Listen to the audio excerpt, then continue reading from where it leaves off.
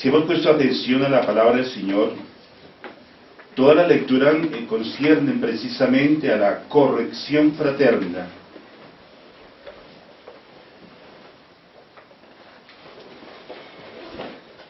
Algo nada fácil. Como decíamos al comienzo, la corrección fraterna es un ejercicio de caridad y de justicia y de humildad.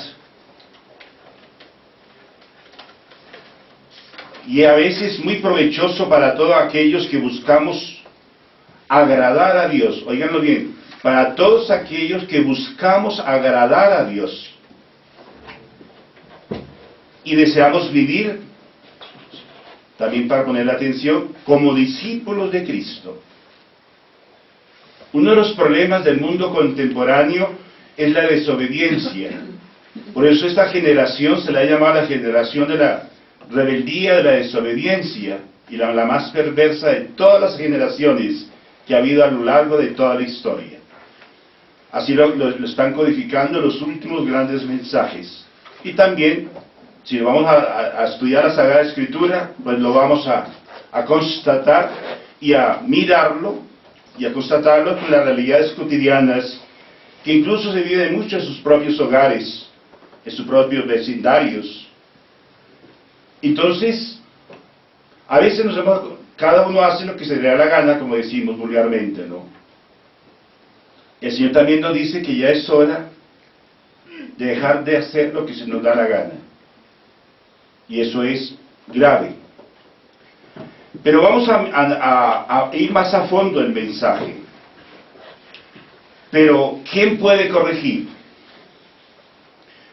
Puede corregir cualquier fiel católico cuando vea en peligro la fe o cuando el proceder de algunos ministros sea causa de escándalo.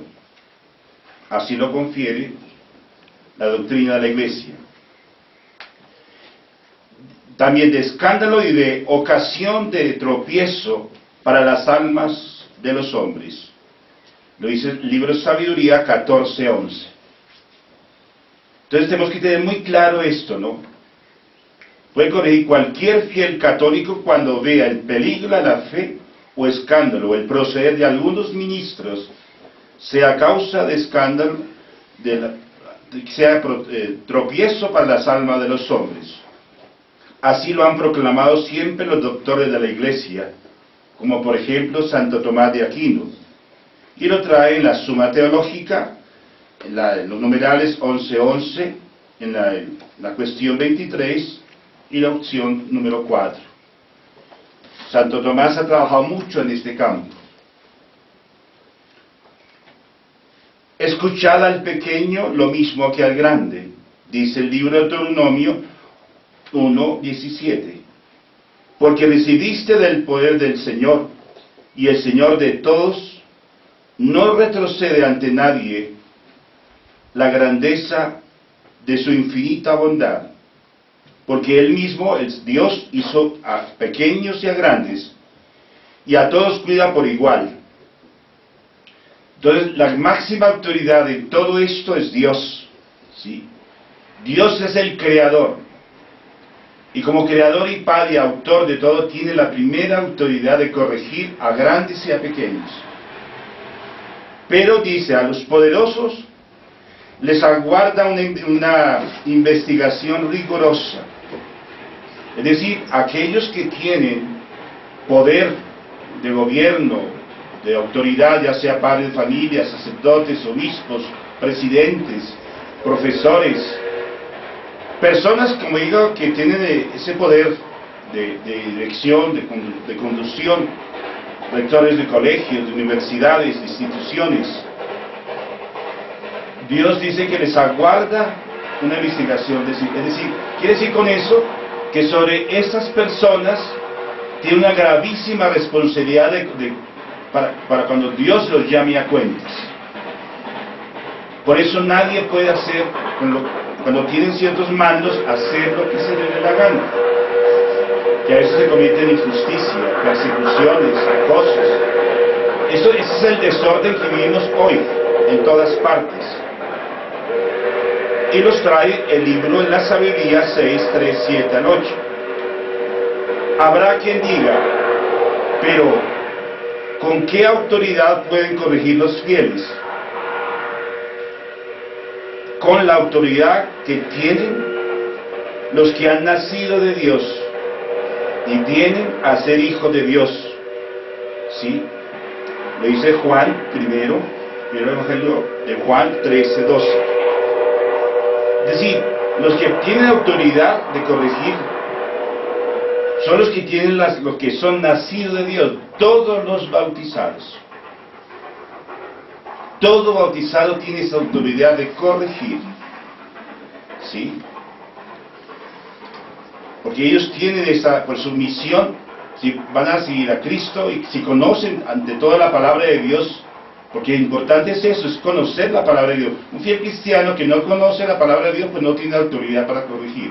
Primero, si no da un testimonio personal. Y segundo, si carece de la doctrina, de la enseñanza, del magisterio, de la doctrina de la iglesia y de la palabra del Señor. Pues no tiene autoridad porque ¿cómo lo va a confrontar? Pero aquí está hablando que todos los cristianos fieles deben corregir. ¿Sí? Porque tienen esa misión, por el hecho de ser nacidos de Dios, dice, vienen a ser hijos de Dios. Los sumos sacerdotes y los escribas preguntaron a Jesús, dignos, ¿con qué autoridad haces esto? ¿O quién es el que te ha dado la autoridad? Lucas 20, 1, 2. Y se dice aquí que el Señor Jesús, que era la suprema autoridad, no respondió. Porque el Señor conoce, dice, a los hombres y sabe lo que se oculta en su corazón. Pero ante estas preguntas maliciosas, Jesús guarda silencio. Jesús guardó silencio no porque no sabía, sino sabía, Él conoce el corazón del hombre. Nadie está oculto al corazón de los pensamientos y los sentimientos de los hombres. Y como la pregunta era una pregunta maliciosa, no le respondió a sus caprichos. Pero Él conoce por qué lo estaban haciendo esa pregunta. Por malicia. Para poner alguna trampa, a ver qué contesta. Y no respondió. Muchas veces, eso puede también tener, hay personas que tienen el conocimiento de las cosas, por un don, por un carisma, por una virtud que el Señor les ha dado. Y a veces esas personas nos dicen ciertas cosas. Y de pronto le podemos responder, ¿usted por qué tiene hambre? Pues no hay que responderle, porque si la cosa es clara, inspirada por el Señor y es verdad, pues no hay razón para entrar en discusiones. Porque en esas cosas el Señor no nos quiere que entremos en discusiones, o en altercados, o en explicaciones. La verdad es verdad y se acepta o se rechaza. Pero de ahí en adelante no pueden entrar a discusiones.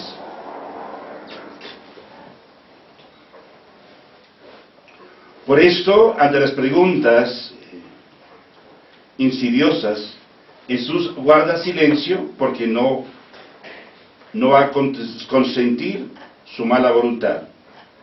Pues bien, nosotros sabiendo esto, dichosos seréis si los cumplimos. Juan 13:17, ¿no? Si nosotros tenemos un conocimiento y sabemos que alguien está actuando mal, debemos decírselo. Sin antes haber orado a nivel personal y haber orado por esa persona, para cuando se le haga la corrección sea aceptada. Pero de todas formas, uno tiene que estar dispuesto a que sea rechazado, que generalmente es la misma reacción. Generalmente la reacción no es no aceptar, porque somos orgullosos, ¿no?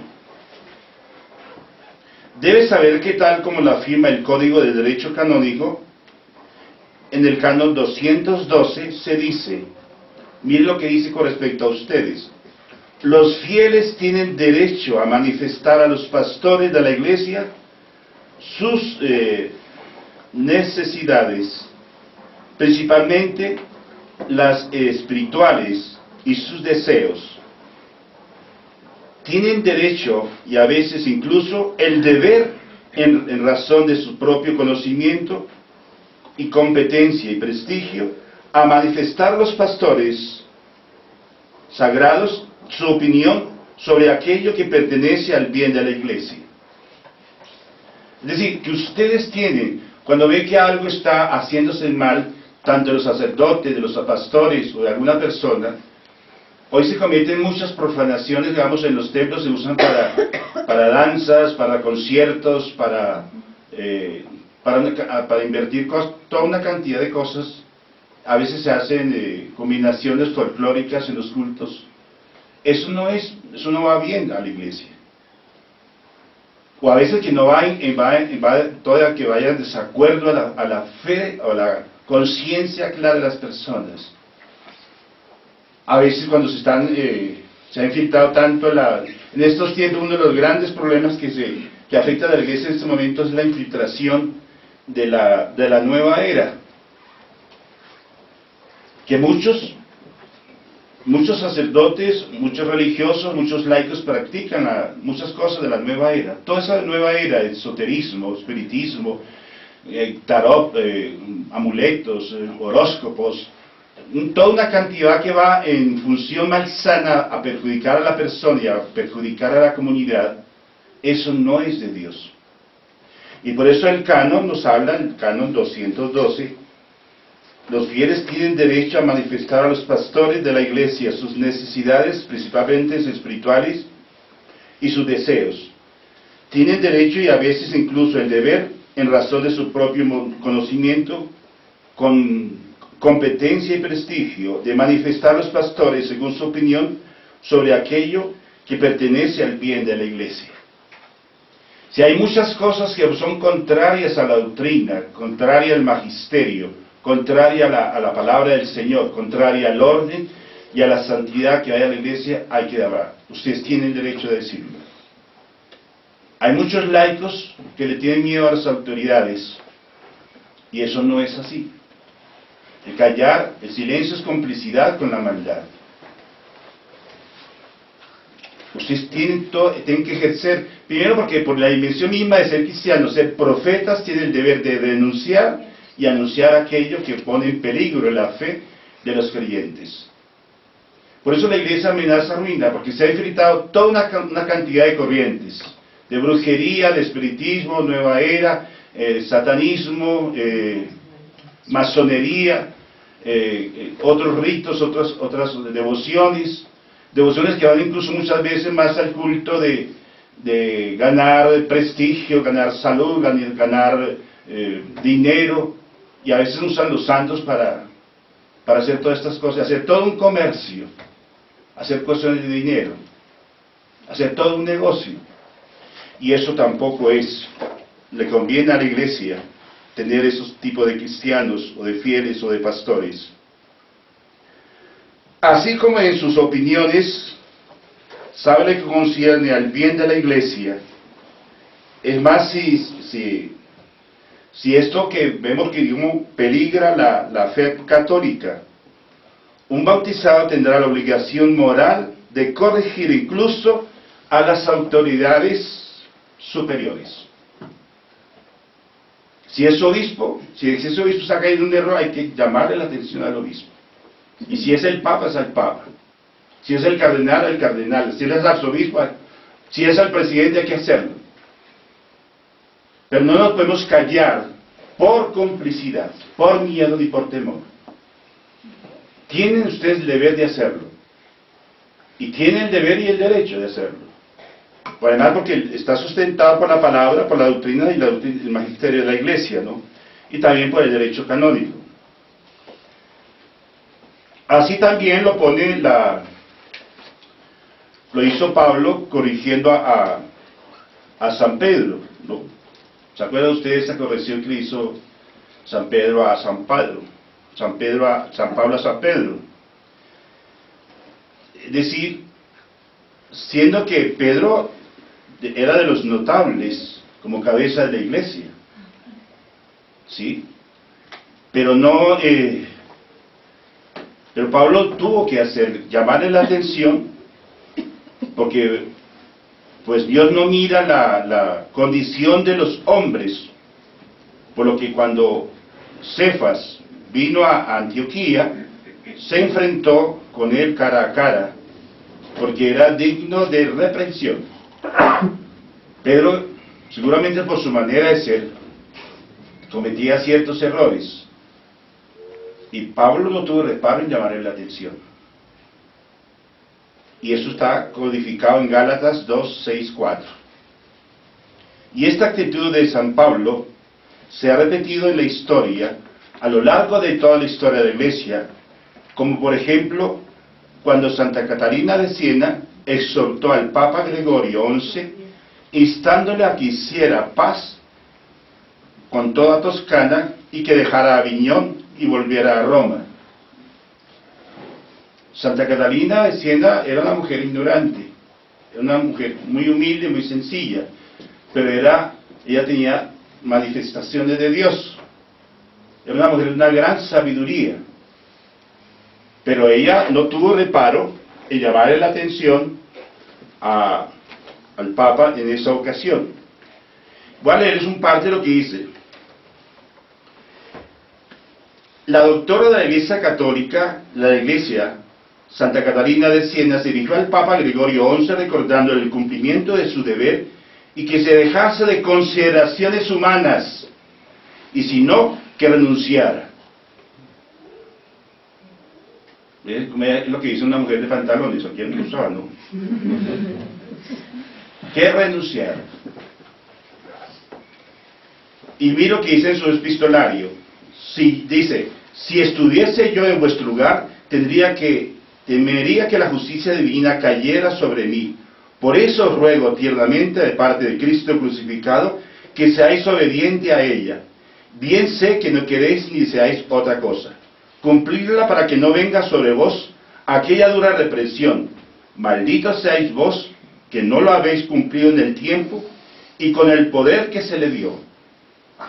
Creo, Padre, refiriéndose al Papa, confiando en la bondad de Dios y ante vuestra santidad, que obraréis de modo que esta maldición no venga sobre vos. No digo más. Perdonadme, que el gran amor que tengo por vuestra salvación y el gran dolor que sufro cuando veo lo contrario, me obliga a hablar. De buena gana, lo habría hecho directamente a vuestra persona, para descargar plenamente mi conciencia. Cuando plazca a vuestra santidad, que vaya a veros, iré de buen agrado. Haced que no me queje de vos a Cristo crucificado, pues a otro no puedo apelar, porque no lo hay mayor en la tierra. Permaneced en el santo y dulce amor de Dios. Humildemente os pido vuestra bendición. Jesús dulce, Jesús amor. Santa Catalina de Siena, epistolario número 2, Salamanca, 1982, carta 255, página 889 al 890. Todo esto nos está enseñando, cuando nosotros tenemos la verdad, la tenemos que defender. Así quien sea, para Dios todos son iguales, así sea el rango que sea. Pero porque tenemos tal rango nos podemos callar por complicidad. Y esto parece ser salido de porque a veces pensamos que eso es cuestión de los hombres, ¿no? Pero a esta mujer no le dio reparo en llamarle la atención al mismo Papa. Después de conocer nuestras obligaciones y saber que también nos asisten derechos, ¿qué es lo que debemos hacer? ¿Y cómo lo debemos hacer? ¿O cómo debemos obrar? Debemos obrar no buscando su propio interés, sino el de Cristo Jesús. Filipenses 2:2. No debemos hacer nada por rivalidad, ni como quien busca agradar a los hombres, sino como quien cumple de corazón la voluntad de Dios.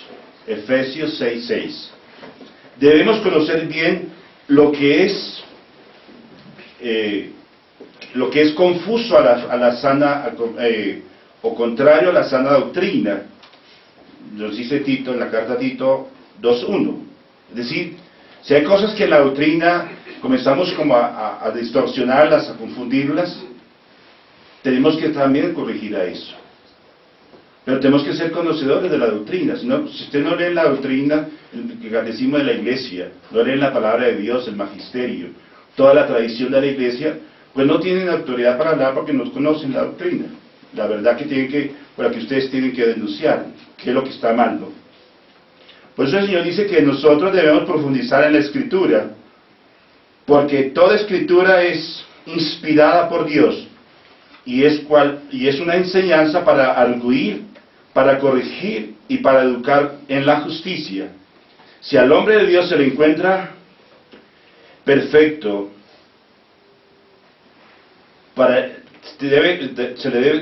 si el hombre de Dios se encuentra en estado de equivocación, por aquí está llamado a la perfección, se le debe llamar la atención y corregir. 2 Timoteo 3:15 al 16, de 16 al 17. Si tiene usted la virtud de familiarizarnos con la palabra de Dios, alcanzaremos la obediencia que lleva a la salvación mediante la fe en Cristo Jesús. 2 Timoteo 3:15. El conocimiento de la Escritura no es adorno que esté en el exterior. Nos dice 1 Pedro 3:3. No es para acrecentar la vanidad, ni para olvidar la sabiduría. Toda la palabra del Señor está puesta para ayudarnos a corregir, para salir de la ignorancia, para conducir al que está despistado o cogiendo un camino que no es, o un camino equivocado. Todo esto aquí apunta es que Dios se preocupa por la salvación de los hombres. Dios no hace otra cosa, todo lo ha hecho tan bien, que es precisamente como Dios conoce el corazón y la mente de los hombres, y sabe que nuestras tendencias a veces son muy torcidas, en nuestra manera de ser, en nuestro carácter, en nuestro temperamento, en nuestra personalidad, en nuestra afectividad, en nuestra sexualidad, en nuestros comportamientos, en nuestros deberes de Estado. Todo esto va en función de esto, de corregir, de llamar la atención, de hacer la corrección fraterna oportuna.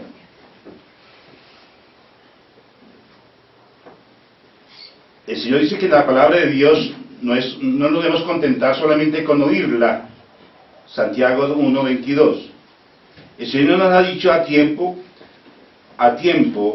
y conocimiento para corregir lo torcido. Sabiduría nos da para conocer la doctrina conforme a la piedad. 1 Timoteo 6:3.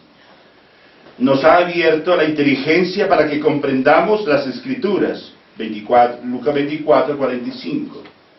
Por eso la importancia también de pedir al Espíritu Santo para que nos dé inteligencia, nos dé sabiduría, para que nos dé discernimiento, para que nos dé claridad de tantas cosas.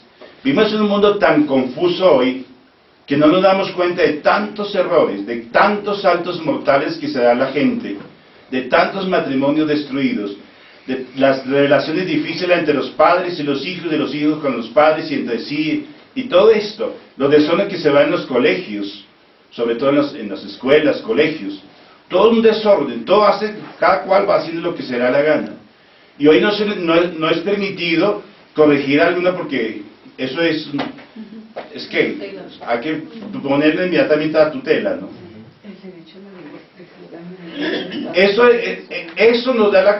Solo eso nos está dando la imagen cuánta corrupción está en los gobiernos que se dicen católicos. Cuánta corrupción. Y sobre todo que estos comportamientos, estas doctrinas vienen de países como España, como Francia, como Estados Unidos, como Inglaterra. Toda esa doctrina de la permisividad, de la maldad, de la corrupción, viene de allá.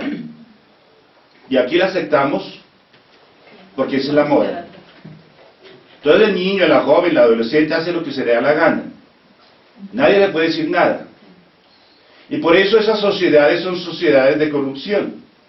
Cada vez las sociedades más corruptas son las más desobedientes. Son las que han alcahueteado todos los errores y pecados que se dan en las sociedades contemporáneas. Por eso se aprueba el aborto, la eutanasia, la esterilización. Todo eso es fruto de sociedades corruptas. la homosexualidad, los matrimonios entre personas del mismo sexo, la droga, que también hay que autorizarlo, todo hay que autorizarlo.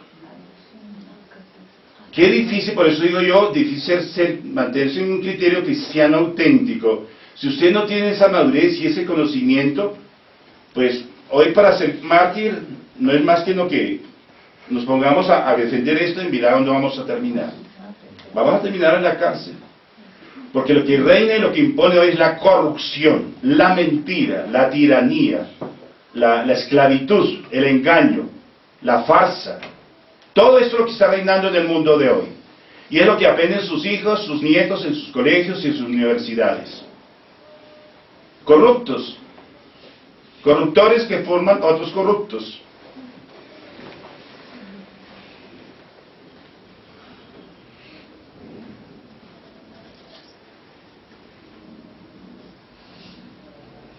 Una de las cosas que también nos enseña de la palabra del Señor hoy es que en las Escrituras nosotros vamos a encontrar el pleno conocimiento de la verdad.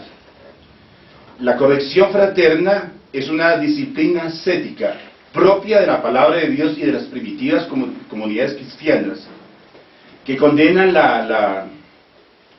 el mal en todas sus formas. Que muchas veces esta corrección no es bien recibida. Ya veo que algunas de aquí ya oír esto ya es una molestia, ¿no? Porque como estamos acostumbrados a que nos alcahuetee, a que no se le puede decir nada porque si ya se pone bravo, o porque es que el padre regaña, que es un regañón, etc. Y así cada uno va mirando, cada uno su estilo, acomodando su manera, ¿no? Y en eso sí que tengo experiencia yo. No es bien recibida por unos, son, como dicen, como oyentes olvidadizos, Santiago 1:25, y otros dicen, lo hacen, recuerdan las Escrituras también para aplicarle a lo que les interesa, aquello que pueda utilizar para su propio bien. La palabra de Dios nunca debe utilizarse para hacer un bien personal o un interés personal. En este ámbito de la verdad, pocos, dice el Señor, pocos son los que aceptan la corrección. Y los que tienen la penosa misión, oiga eso, los que tienen la penosa misión de corregir, y los que tienen la penosa noción de corregir, se sienten muchas veces incómodos, y ante el rechazo y la desobediencia optan por quedar en silencio.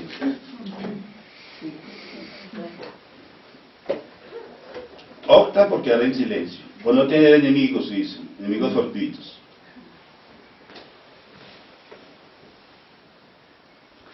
Y es lo que ocurre hoy en la familia. Entonces el papá no puede correr ahí porque ya...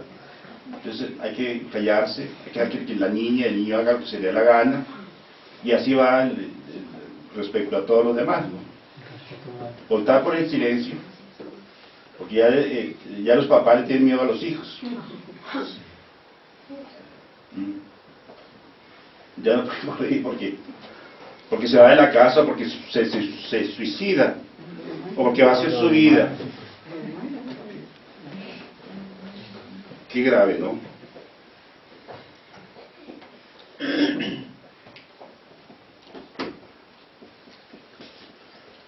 Tanto en el Antiguo Testamento como en el Nuevo Testamento podemos encontrar la advertencia, oiganlo, que se insiste en la corrección, uniendo esta práctica a frutos abundantes de salvación. Es decir, todo el Antiguo Testamento, el Nuevo Testamento, Dios hace correcciones. Si usted no lee la palabra, van a pensar que el cura que se inventa estas cosas.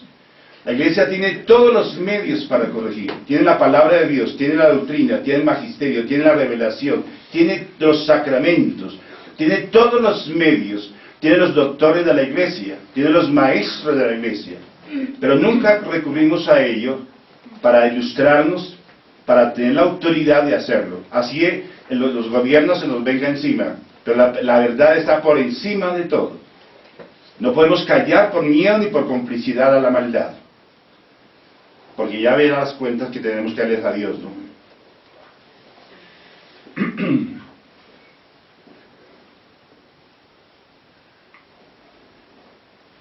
Esta consistencia en la corrección, uniendo esta práctica, dice que si se practica, dará muchos frutos abundantes de salvación y de vida para aquellos que con caridad corrigen, y de condenación, óiganlo bien, y de condenación y de muerte para los que no aceptan ser corregidos. De condenación y de muerte para los que no aceptan ser corregidos. También la responsabilidad moral que tiene un padre, una madre, un sacerdote, un obispo, un superior, un profesor, si lo corrigen. Para los que no aceptan ser corregidos. Escucha, abro comillas, escucha el consejo y acepta la corrección. Proverbios 19:28. Porque el Señor reprende a quien ama, como a un padre a su hijo. Proverbios 3:12. Está escrito, si tú no corriges al que se extravía, para que abandone su mala conducta y viva, el malvado morirá. Y por su culpa, pero de su sangre, dice, te pediré cuentas a ti por no haberlo corregido. Entonces viene también la persona cuando el papá y la mamá no corrige a la hija o al hijo o el sacerdote al que corresponde en su parroquia. Dios va a reclamar la sangre de esas personas. Pero si tú corriges al malvado y él no se aparta de su maldad y de su conducta, él morirá por su culpa. Pero tú habrás salvado tu alma. ¿Sí? El Evangelio también nos habla de la corrección. Si pecare tu hermano contra ti, ve y repréndelo a solas, como dice el Evangelio de hoy. Si te escucha, habrás ganado a tu hermano. Si no te escucha, trae consigo a 2 testigos, que es lo que nos dice el Evangelio de hoy. 2, y después a toda la comunidad. Pero si lo desoyere, comunícalo a la iglesia. Mateo 18, 15 y 17. Si alguno se desvía de la verdad y otro le convierte, sepa que el que convierte a un pecador de su camino desviado salvará su alma de la muerte y cubrirá multitud de pecados. Miren la importancia de ayudar a corregir, ¿no? El Señor perdona nuestros pecados, si salvamos alma, cubre nuestros pecados y la multitud de pecados que nosotros podamos tener. Santiago 19:20. Cierto es que ninguna corrección es inicialmente agradable, sino penosa, pero luego produce fruto apacible de justicia a los ejercitados en ella. Enderezar los caminos tortuosos, para que el cojo no se descoyunte, sino más bien, si cree, se salvará. Hebreos 12, 11, 13. Corregir no es nada fácil, y no siempre está asegurado el éxito de esta corrección, pues la arrogancia de muchos lleva a no aceptar ser corregidos. Y aquí en este libro hay todo un tratado, lo que sigue, ¿no? De cuál es a dónde conduce, y habla ya lo que es la formación de la conciencia. Hoy no tenemos conciencia de la maldad. Hoy no tenemos conciencia, al bien lo llamamos mal y al mal lo llamamos bien. Lo anormal es bien, es normal, lo normal es anormal. Es un caos, una confusión, y cada uno va haciendo su vida a sus criterios, a su área, a su manera. Y eso no es la verdadera sabiduría que Dios nos ha enseñado. Por eso yo les quiero invitar a que tomemos reflexión o consideración a esto, porque apenas lo que yo esbozo hoy es una cosa muy corta, pero en esto hay todo un tratado, sustentado bíblicamente y por el magisterio de la Iglesia.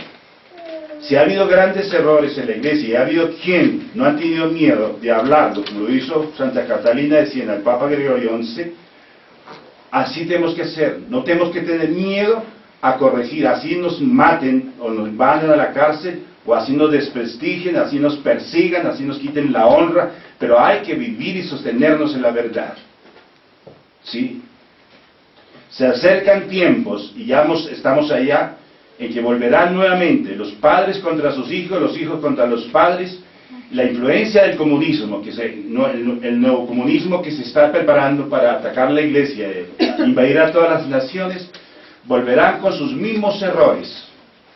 Y es la hora, y le llegará a ser la hora de someterse o encarar, a defender la verdad aprendida, o vivir nuevamente la triste realidad que vivió Rusia durante más de 80 años. Los países comunistas como en Polonia, todo el neonazismo en Alemania, el comunismo que está gestando en el Caribe y aquí en América del Sur. Es la hora de conocer la verdad. No nos podemos doblegar ni ante el capitalismo, ni el comunismo, ni el socialismo, ni en otros credos, otras religiones que no son. La única verdadera religión es Dios. Así nos digan que no. Pero tenemos la palabra del Señor revelada. Tenemos a Cristo, el autor de la verdad. Y frente a este Cristo, a este magisterio, a esta doctrina y a estas enseñanzas, y ante la multitud de santos y de mártires, no podemos bajar la guardia en sostenernos en la verdad. Nos guste o no les guste, a quien hay que hacerlo. ¿Cuántas almas están en el infierno, condenadas por eso? ¿Cuántos jóvenes, cuántos niños en el infierno? ¿O cuántos años del purgatorio purgando una desobediencia por no aceptar el consejo de un padre o una madre? O de un sacerdote, por mantener a la gente en la palma de la mano, los acahueteó en sus mentiras y en sus farsas. O por un obispo, porque sea el obispo, callamos porque dejamos que el paganismo se infiltrara en la iglesia. Por todos los atropellos que están haciendo en la iglesia, la comunión en la mano, ministros que llaman el ministro de la Eucaristía, todo eso no es de Dios, no es de la iglesia. ¿Cuántas cosas ustedes han venido aceptando calladamente y nunca nadie se ha armado de valor de ir al obispo, donde el parte y a ver la cosa como es? Aceptando complicidad. Si ustedes callan, ustedes son cómplices de que esa corrupción haya socavado tanto los cimientos de la iglesia. Pero también son cómplices cuando la corrupción se ha infiltrado en las mismas familias, en nuestras mismas comunidades parroquiales. Yo les dejo esta inquietud, pero que sí es cierto que en todo hay que poner el amor, pero es el amor con verdad. Es el amor sin miedo, sin titubeos a vivir la verdad. No es el amor alcahuete, de complicidad con la maldad. Eso no es verdadero amor. Esa complicidad con la maldad es muerte, es pecado y es destrucción y es condenación. Lo escribe la palabra de Dios. Vamos a ponernos de pie para hacer profesión de nuestra fe.